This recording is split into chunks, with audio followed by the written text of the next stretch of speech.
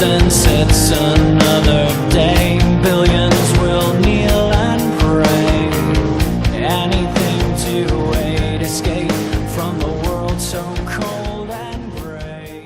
That's a good boy. And we're back with another episode of Bones and Tubs this week, coming to you on the day of the eclipse. Yeah. Just in case the world ends this afternoon, we figured we'd pop in one more episode before everything went to shit. If it does end, you're not going to even hear these words. No.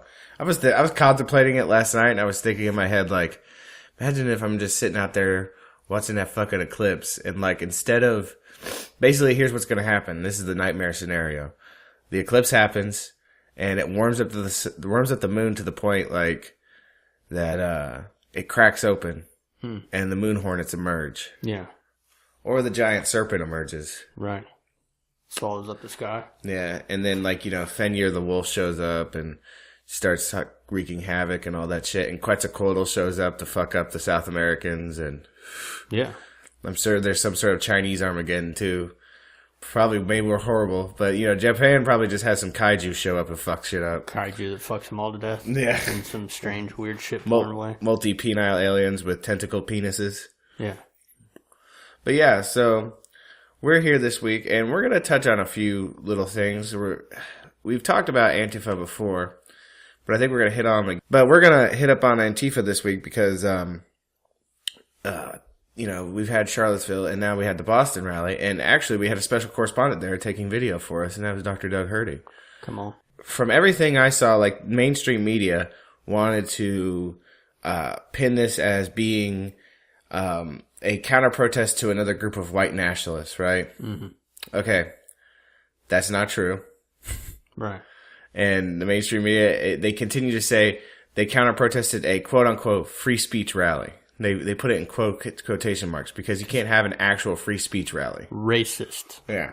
Even though the fact that they had the group there that was leading the original protest, or the free speech rally, was... a mixed bag of people from all different ethnicities. You had Black Lives Matter folk there. You had all sorts there coming together in peace to talk to each other and create a dialogue. Yeah. The way logical, normal fucking people should do things.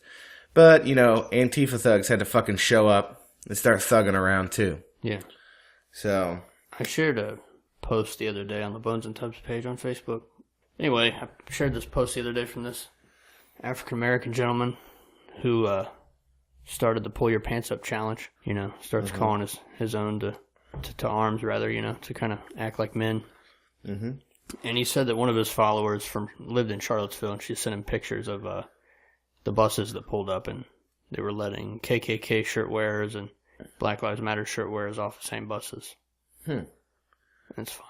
So, like, are these like, okay, so they get regular folk together, but then they inject, like, these instigators into the crowd to get people whipped up. Is that what I'm getting from this? It's totally agent provocateur behavior. Before, they used to just go with, like, you'd see, like, I always go back to the G20 protests, but you had all these people there that were, against globalism and all this shit. Yeah. And then you'd have, like, one or two people that came in wearing face masks, and they'd be the ones that threw rocks. Back in the day, that was back when they were just called Black Bloc. Basically, black shirt anarchists. Nothing more. They were the justification for the cops to shut it down. But now it's like they have their own mobile army that just go from state to state, help the globalist nature of things take place. Nice. It's totally organic, though. But yeah, it was actually, the rally was headed by a guy who's running against Elizabeth Warren for her seat in Congress. So he wanted a free speech rally, and they wanted to shut his racist ass down. Yeah, even though he's an Indian fella. Ooh. Yeah. Like Indian white supremacist? Oh yeah, he's an Indian white supremacist, big time. He, he tweeted about the rally, and then he asked Elizabeth Warren to show him his bobs and vagina. Ooh. Shots fired. Yeah, but no, it doesn't make any sense to me. How are you gonna say that this is like a white nationalist thing when they took pictures of the actual rally, and if you could find those pictures, you look them up. Like, and that's the thing. Like, they're giving you this narrative. They take pictures of these big, huge crowds, but actually look at the ground photos of the original group for the rally. Mm. And it's a mixed bag of individuals from all over the spectrum coming together. I saw signs for Black Lives Matter, and I also saw people protesting Monsanto and their genetic fuckery. Yeah. And other groups like that. It's one of those things where it's like, why were they there? Why were they there? What was the purpose? What was the purpose of all? Why did they have to be there? And then we got a message. Did we get a message from Dr. Doug? Did he send us that Boston Antifa Facebook post? That was at 11:40 p.m. last night. Okay. You want to read that out loud? Before I got this message, I watched a CNN interview with Antifa at some bar where they were all masked up, and they were like, well, anybody can be an Antifa because we've got members from, everywhere from the anarchists to the socialists to, typical everyday Democrats to classic liberals. And then he sends us this message. It's a screenshot from Boston Antifa Facebook page. It says, there is no room for capitalists, conservatives, libertarians, or classic liberals, or supporters of the United States Constitution in our city. You must leave. # Boston Resist. It's like a distillation to tyranny. Pretty much. So they made it explicitly clear they hate the Constitution. Yeah. They hate America itself. They hate God. They hate they hate the fact that there's a document out there that they've been trying to get rid of for however long that guarantees us rights. That lets us remember that we. I feel like this is the Antifa moment. It's like equated to Star Wars. This is when the Emperor finally just came out that he's evil as fuck. Tell me if you will, because I'm sure your brain works better for history than I do. Mm-hmm. Mine does, but when in history was it ever good to destroy history and try and start over? Because I just saw CNN anchors also talking about how they need to tear down George Washington and Thomas Jefferson statues. Really? Yeah. Huh. Saw it this morning. And then you got these cats that are wanting to get rid of the Constitution, what are we just going to completely get rid of the history into the memory hole and then say that we've always done whatever their new charter is? You think in your head where the narrative's going, and I've always been in the camp, like, with the Confederate statues, I've always been like, well, if it's a local matter, and it's voted on by the people, I really don't care either way. Even extend it to the city council, because those are usually the ones that decide the fate of these statues. Yeah. Here's the thing, they're always up for re-election. So if they do something unpopular, they're not going to have their seat anymore. But the thing is that I begin to draw the line when they start talking about the founding fathers and destroying their statues and shit like that because, well, one, they're the founding fucking fathers. Yeah. And if you really, really need that big of a history lesson to figure out why there's a difference between having Confederate statues and having statues of the founding fathers torn down, then hit me up. I'll fucking tear your mouth out. See, I understand the argument with the anarchist side of things where they want to say, like, they're not your founding fathers. It kind of takes away from the idea that we're all sovereign individuals. Yeah. That we needed men to draft us a lifestyle to show that we're all sovereign or whatever. Mm-hmm. I understand that. But I don't understand ANCOM, which is what you said that you thought they might be. I think at least some of them have to be ANCOMs, which is anarchist communists. Anarcho-communist. Basically, like anti-government, pro-government. Far at the bottom of it's towards the libertarian side, but supposedly. But here's the thing: like at the end of the day, if you're pushing for a communist regime, more likely it requires authoritative measures to get there, and then like I said, that kind of government being put into place, it tends to attract the worst kind of people to the power that it can have. Right. Well, if you get everybody divided, everybody charged up, and you want to start destroying history, it's funny to me that this is all happening during a solar eclipse. Yeah, well, sign of universal change. I thought for a while there, like it was a false. I thought it was a false equivalentative to equivalate tearing down Confederate statues with what ISIS was doing over in Syria and Iraq and stuff like that at first. But then, because that's the thing, like, okay, we have statues of Confederate generals and shit like that, and it's like, well, if you're for what this country's based on, then you obviously would have to be against what those statues are about. And, and they've drawn correlations between the fact that, like, okay, these statues, like, when you look at the history of Confederate monuments being put up, it generally came around times when there was, like, basically, like, pressure from, like, white power groups, i.e. the Ku Klux Klan back in the day, to, like, amp things up and kind of remind folk who's in charge. Yeah. Like, we put up statues of people that lost. Yeah. But worshipping ghosts. Yeah, but the thing is, it's like, when it comes to the founding fathers and all that, that's where I want to throw the chair at the wall. Because, well, they were slaveholders too. Yeah, but, like, I feel like that's different, okay? They didn't fight to keep slavery. They didn't fight to maintain slavery. And you could even extend that to some of the Confederate generals. They weren't really fighting to keep slavery. They were fighting because they thought that it was... Slavery was like the hot button topic to cover up the actual... Well, I mean, when it all boils down, it's about federal oversight. Is what... I mean, I know I'm going to get people like, no, it's about slavery. Well, yes and no. But the thing is like, that was the... Okay.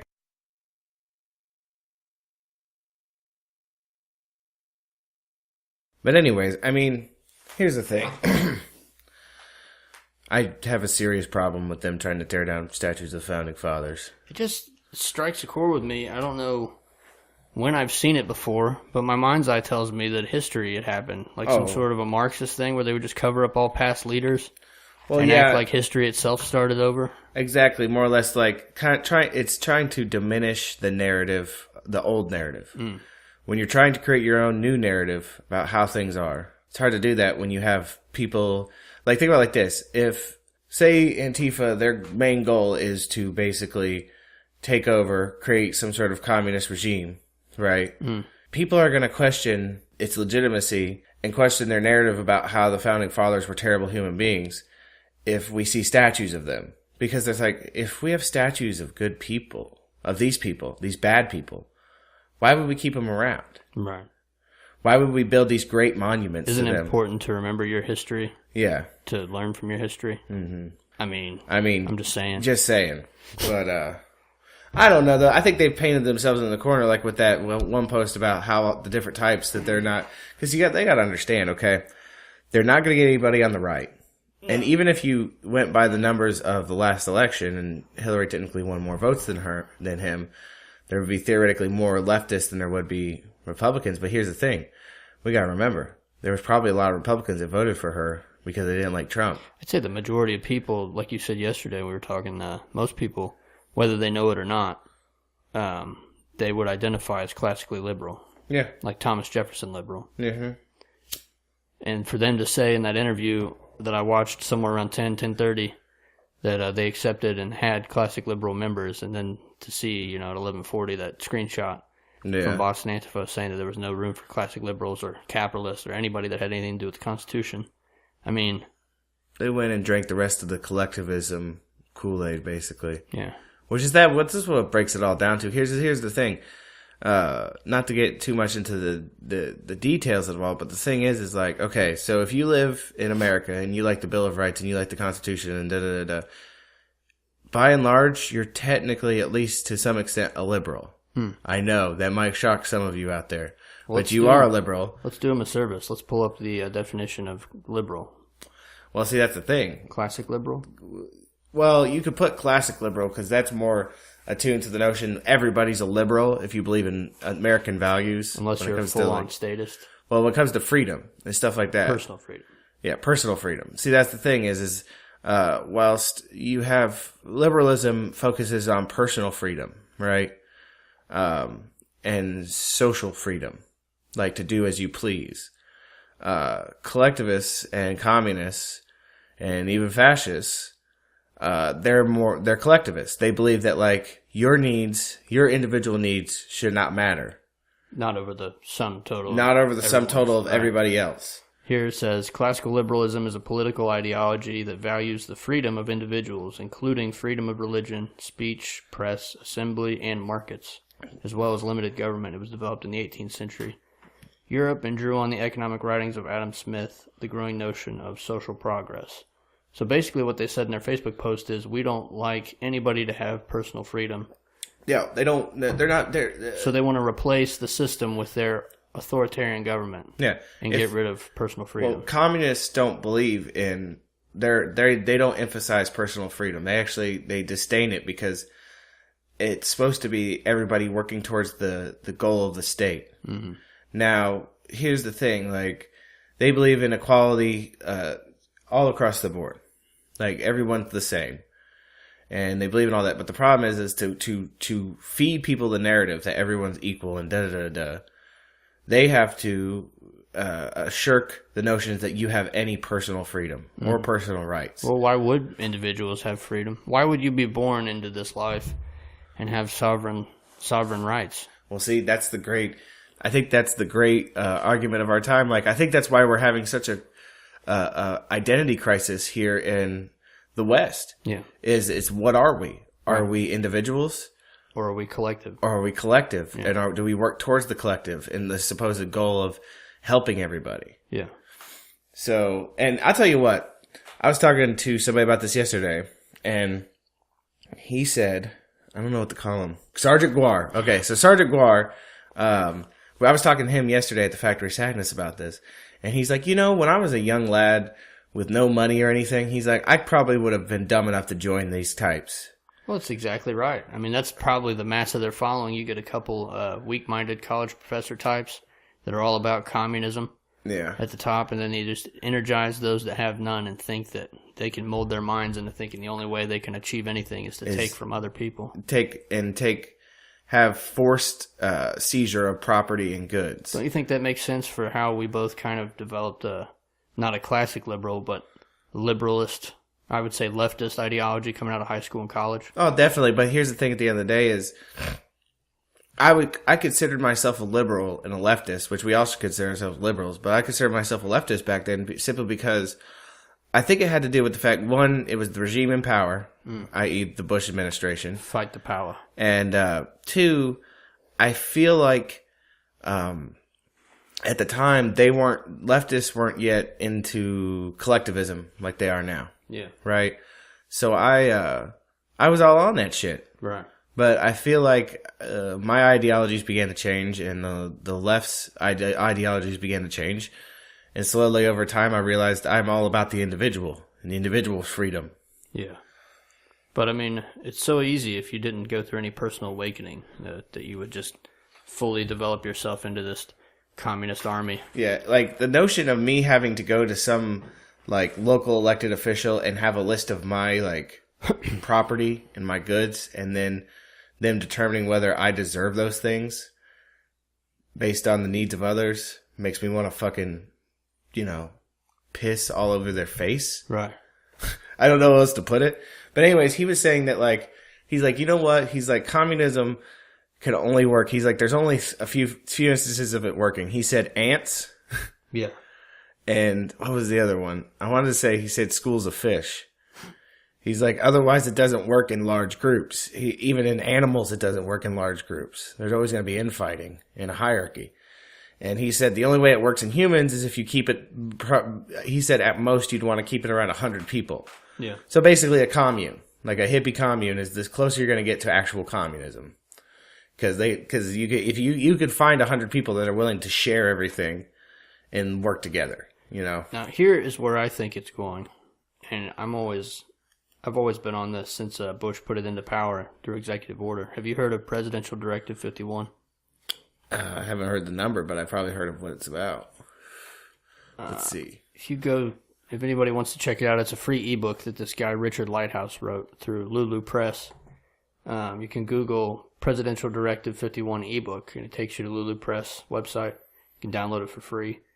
And Directive 51 is the presidential directive that Bush gave the office of the president, that anytime there is an, air quotes, emergency, and it's not defined, so the only person that can define it is the president.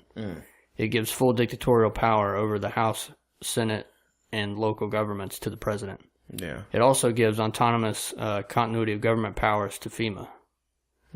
We haven't talked about FEMA camps in a while. No. But this book points out something like 87 locations throughout the United States where these things are already in operation. And they have hiring through, I believe it's through FEMA's website or a security contractor that FEMA uses for, air quotes again, security guard at one of these locations. And one of the things that is a requirement of the physical skills test is that you're able to march 20 miles in a day. 20 miles in a day, eh? He also shares a link. I think it was a local CBS affiliate that was doing a humanitarian piece about this area that they'd found out about. Mm-hmm. It's just like a secure compound with barbed wire around it. Nice. And much like every FEMA camp, the barbed wire is facing inward. Not outward. Not outward. And they're doing shots of it and they're talking. And all of a sudden these vehicles pull up and guys draw guns on them and they're like, get out of here. Mm-hmm. Nice. So the secret government's still full swing. Yeah. And how far can we really be from these roundups if these people, I mean, don't tell me that Antifa, Black Lives Matter, and all these neo-Nazi groups aren't all being funded by the same shadow puppets. Yeah. You know? Oh, they have to be. To bring about absolute chaos. We have to, there's an emergency and we have to declare martial law. I mean, unemployment's kind of high, but it's not that goddamn high to have this many people being able to just go wherever the fuck they want all the time. Unemployment's lower than it's ever been in the past, 2 decades? Yeah. Supposedly? Mm-hmm. I don't know if that figures in underemployability or underpaid, but I mean... Or people stop... You got to factor in for people who stopped looking for employment, too. Right. But I mean, it just seems like we're always on the cusp of them pulling that presidential Directive 51 trap. Yeah. Oh, totally. I mean, it's whatever, right? I've told Elmo the same thing I've told you, and I've also told the Wolfman. I don't have a name for him yet. Yeah. But hopefully, since we all live in a pretty close area, or work in a close area at least, we'll all go to the same Walmart FEMA camp. Yeah, right. I mean, that just would hang out together and really be ideal. Play cards. Hopefully they have Aramark staff in the food service there. Right. Sounds yummy. That's all I'm saying. Yeah. Fuck that. But, I mean, it's crazy to me that they've used tax money to set this up. We paid for it, and we can't know anything about it. It's like Jesse Ventura in that show, was it Conspiracy Theory? Yeah. He found one of those places, went to the doors, and they did the same thing, minus the guns. They came out and they're like, we need you to leave, sir. We need you to leave. You could see they got shots of kids playing on fucking swing sets behind a fence with inward barbed wire. What the fuck? People, families, like living here. But you couldn't ask questions and you couldn't find out what was going on. Could be for refugees. They were white. I don't know. Caucasians. That's weird. That is strange. But yeah, I mean...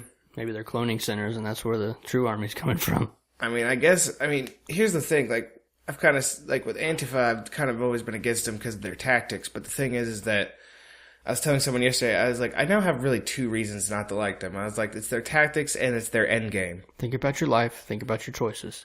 Like, what they want to happen. Like, if you ask one of them, what is your perfect world? What do you want?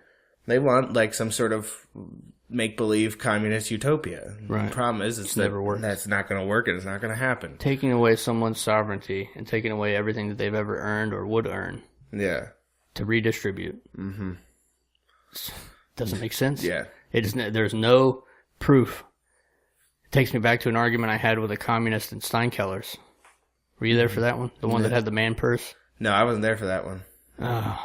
He wanted to argue with me. This is back before I was truly woke. Not to say that I am now. I'm constantly waking up. But he wanted to argue with me about communism being the perfect, system. And I said, just give me an example. Yeah. And he said, Cuba.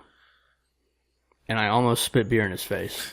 I was like, they just sit out in front of cars that have rotted. They can't drive anymore, and they just play dominoes all day. Like, they build rafts out of trash to come to the United States. As I say, yeah, like, if it was so good, why do people have to flee? Right. What the fuck are you talking about? Like, you don't really see mass fleeing from the United States. He rolled his eyes, gathered his man purse, and looked at me like, I'm not going to argue with this idiot, and left. Because he knew. Oh, he knew. He knew more than me. Oh, they'll do deflections, you know what I mean? And the crazy part is like, so, I don't know if, I didn't talk about this on the last episode, but, so Trump blamed the Charlottesville stuff, at least on the left side, on what he referred to as the alt-left. Problem with that is there is a group there's a group to consider themselves the alt-left but they're not the ones responsible for Charlottesville. Right. Well, it's the danger of labels. They're actually the more logical and reasonable. They're a more logical and reasonable group in the left. Like they're not part of Antifa. They're not communists. They're more liberal centrists and leaning libertarian than anything else. Yeah. Like they call themselves the alt left because they believe the true left is now that social justice and ultra liberal and all these things, right? So they're shirking that for the notion that there can be, like, they believe in diplomacy and that we can all work together, right? Yeah. But they've been labeled as the alt left. So two things have happened since then. There have been far leftists who have started joining the group, and they're trying to, like, inject themselves into the conversation. Yeah. And they've realized that these people have nothing in common with them. So they started attacking people in the group. And the other notion is that there are alt-right individuals who begin doxing people in the group, i.e. giving out their addresses and phone numbers. You say you were on that list? I was on that list. I wonder if I was on there. We're on the same alt-left page. Alt-left Empire? I think so. You might be on there then. I'll send you a link to the site. But yeah, so the shit's gotten crazy. You've got alt-right fuckers trying to dox people who have nothing to do with any of that. And you got people on the far extreme left thinking that this is something to join, and then realizing harshly that they're about to get fucked in the mouth. Right. Because let me tell you, I'm going to put this out there right now. If you want to go mine some serious memes and find some pure gems, you got to check out the alt-left Empire. They made the group secret now because of what's happened. Oh, okay, I can't find it. I must not be a part of it. But they've made the group secret because of all that's been going on between the doxing and far leftists trying to join the group, thinking that it's something to join, that they'll be into. But we had this person yesterday, and they were just tearing her up because she was like trying to say that like there was white nationalists and stuff like that at this rally in Boston, and people are like, no. They're like, here. They're like trying to tell her like, no, this was like one of those instances where the media was just fucking with everybody, and she just kept wanting to argue and argue and argue. And people even showed her proof. They sent her pictures. She's like, how am I supposed to know that's from that? Right. And then they just kept giving her more proof. And then she started getting into that defensive deflective stage where she was just acting like she had been trolling the whole time. Yeah. No, you hadn't been trolling the whole time. Negative. First, you started out as a stupid, serious piece of shit. And then you realized you were wrong. So you started deflecting and acting like a child. Throw up the shield and then walk out. Yeah. Piece of shit. But I wouldn't have it any other way. But for the most part, though, they've been all the leftists that have been attempting to join the alt-left empire have, well, let's just say they've been getting their just deserves. They've been getting fucking chewed up and spit out in the best kind of way. Fantastic. But yeah, it was a good time. I don't know where to go from here with this whole movement. Let's just sit back and watch, I guess. Yeah. Well, we know. See, that's the thing, though. We know what they want. We know what they're about. So, and then, like, did you hear about the petition that got put up? I did not.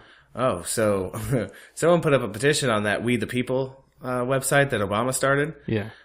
Saying that, and you know, if it gets 100,000 signatures, they have to get a response from the White House. Right. And they threw up this thing to declare Antifa a terrorist organization. And it got 100,000 signatures in less than 24 hours. Damn, when was that? That was just yesterday. Nice. Yeah. Well, that's the one thing I'm kind of afraid of, while at the same time they are a paid arm of George Soros to bring about the Presidential Directive 51. Doesn't that set a standard for the rest of us that if something got so terribly wrong and we had to mask up and go in the streets to, you know, fix it, that we would then be thrown under the guise of the Patriot Act without any rights into a fucking... That's true, but I'm also not Antifa. Right, but you know, to get mislabeled as Antifa, I guess would be a problem. So is it just Antifa, or are they going to make some sort of a... No, it's like they're going after Antifa. I see. They're specifically going after that organization to shut them down. That'd be all right. Because if they get labeled as say it got a response from the White House, and the White House actually passed something that the federal government had to start truly investigating Antifa and trying to shut it down, they'd be hurting. I don't care what kind of money they have. If the federal government comes down on you, you're going to get fucked. Oh, yeah, for sure. All of your social media pages, gone. Right. So you've lost your means of Twitter. You've lost all your ability you've lost your true voice to try to convince people of your stupid shit. Yeah. And at that point, you're just guerrilla. So you have to take your shit to the streets, which that's even better because now that you're taking your shit to the streets, that now that you're labeled a terrorist organization, there are certain things that police and other people can do that they couldn't do before because you're now a terrorist organization. I just worry about the state taking too much. Yeah, the other implications. It's a very, very delicate tug of war that has to happen. It's definitely an interesting time to be alive. Definitely. We'll see what happens. I think we're in some sort of crate. Like I was telling you yesterday, how in a couple weeks there's going to be a alt-right or white nationalist rally in Washington D.C. And it's coinciding with a group of, well, like some sort of national juggalo convention. Oh yeah, this world's moved on. Oh, and it's supposed to. Everyone's like getting geared up because they think this shit's about to get real. Yeah, which it might very well be. But I think, and that's the thing. Like someone tweeted, they tweeted the article about how these two groups are going to be meeting up in DC, and he said, he's like, "God damn, 2017! I didn't think you had that much gas left in the tank." Clearly. And that's true. I feel like that's the perfect sentiment for that article and for basically everything else that's going on right now. Yeah. We're only a little bit halfway through the year, and I feel like, man, we have just been we've been revving the engine all the way, going 200 miles an hour down the highway. We smashed that pedal to the floor and haven't looked back. Yep. It's blood all over the windshield and fucking... Right. Semen in the glove box. Yeah. We're not sure why. Jesus. It's just... This year won't end. You know the traditional thing, too. October hasn't even happened yet, and October is like one of the craziest months politically for everything. Well, you know what's crazy is, and we think, well, maybe 2018 might fucking chill the fuck out for once. No. We've said that every year for Wrong. the last... Right. It just seems like a constant ramp up. Because, you know, I can already see one thing on the horizon that's going to be fucking crazy is the fact that 2018 is supposedly the year if the Democrats are going to make a comeback, it's going to be in 2018. Good luck with that. Because there's a bunch of seats up. Yeah. But the problem, like you said, good luck with that. Because, like, the problem is they need to distance themselves from the most extreme elements of their fucking group, of their party. Because the problem is that people are lumping regular run-of-the-mill Democrats with fucking Antifa and the most extreme elements of Black Lives Matter and all these different groups that are, like, fucking divisive as fuck. They're not trying to, like, unite or anything like that. They have goals. Right. They have things they plan on doing. And they're not things that regular folk want anything to do with. No part of it. Not a single God-blessed thing to do with them. Okay? If you're going to continue the narrative that, like, you know, all white people are racist and that it's not going to change until we give up all of our fucking money to minorities, you're not going to win anything. No. That's just me being honest. You're not going to win shit. You're going to continue to lose. I would say that nationally, a lot of us are playing stupid games. And we all know that when you play stupid games, you win stupid prizes. Stupid prizes. That's right as rain. TM. But yeah, it's. I feel like we're just constantly like on this fucking runaway roller coaster that just keeps going faster and faster. Blame the mono. Yeah, we are on Blame the Mono, and it's going to keep going faster, and one of two things is going to happen. We're going to give it a riddle that it can't solve. Yeah. And then it'll stop. Right. Or it's going to smash into the fucking next train station. Yeah, I mean... Which I think the next train station, in theory, probably is 2018 in November. I guess I'm tired of the crazy train. I just want it to, you know... I feel like I've been saying for years, I just want it to all happen. Like, the one blessed thing that could happen today is that when the sun is in full eclipse, we notice a large...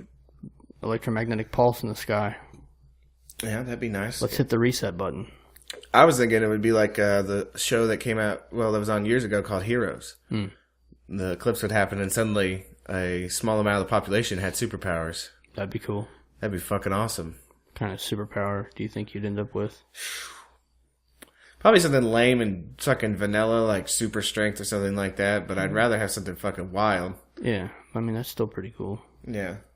Bench pressing semis and shit. There was this character, he's a Japanese dude named Hiro.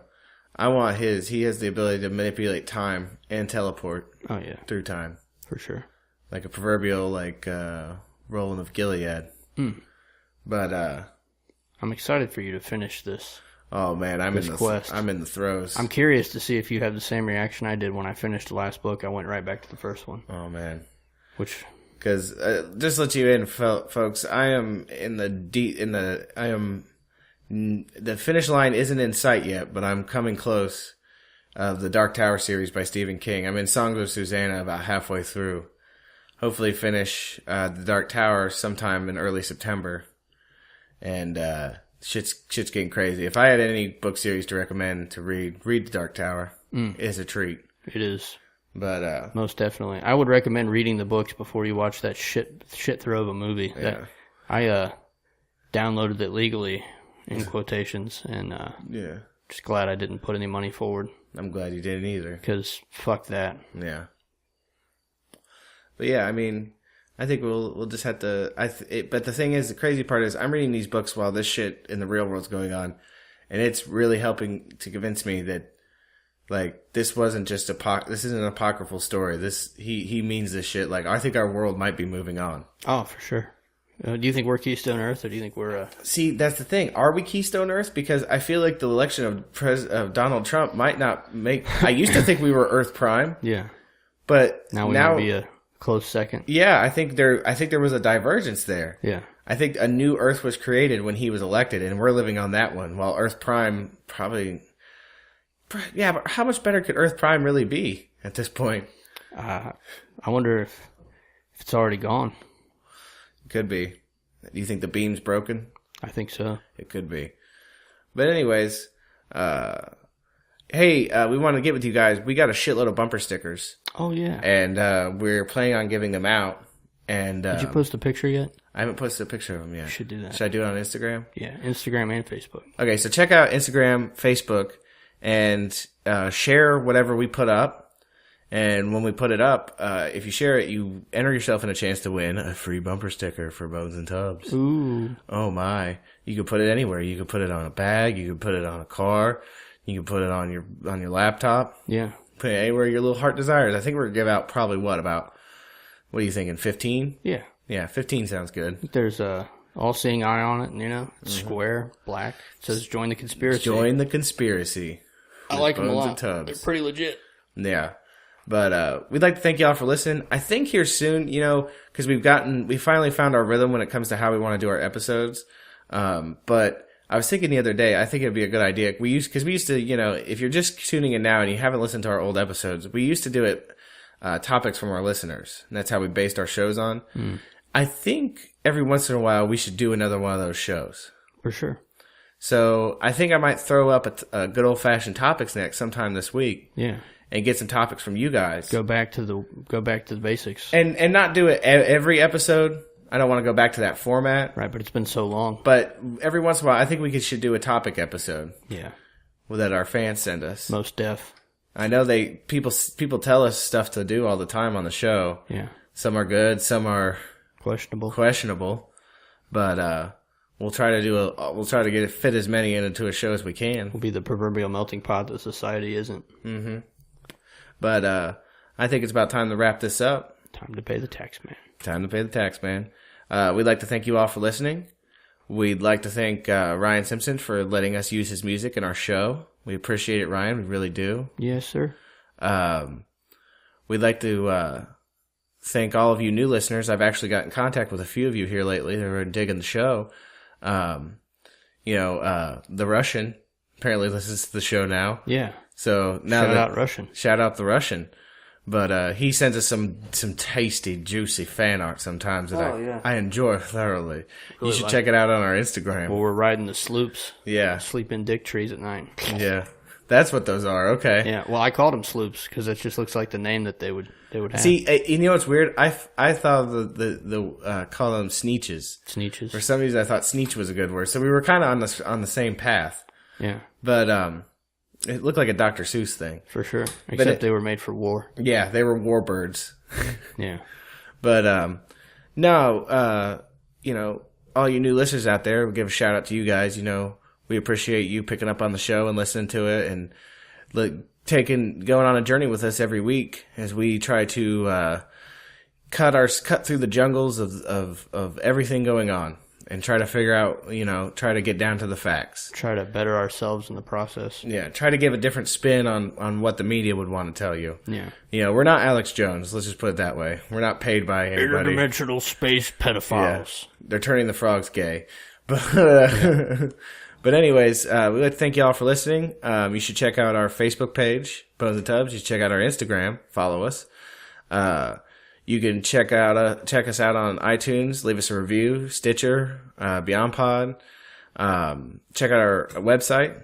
We've got the podcast up there and a few other things you might enjoy. But yeah, thank you guys for listening, and we hope to see you guys next time. We love you. We really do. Doors closing.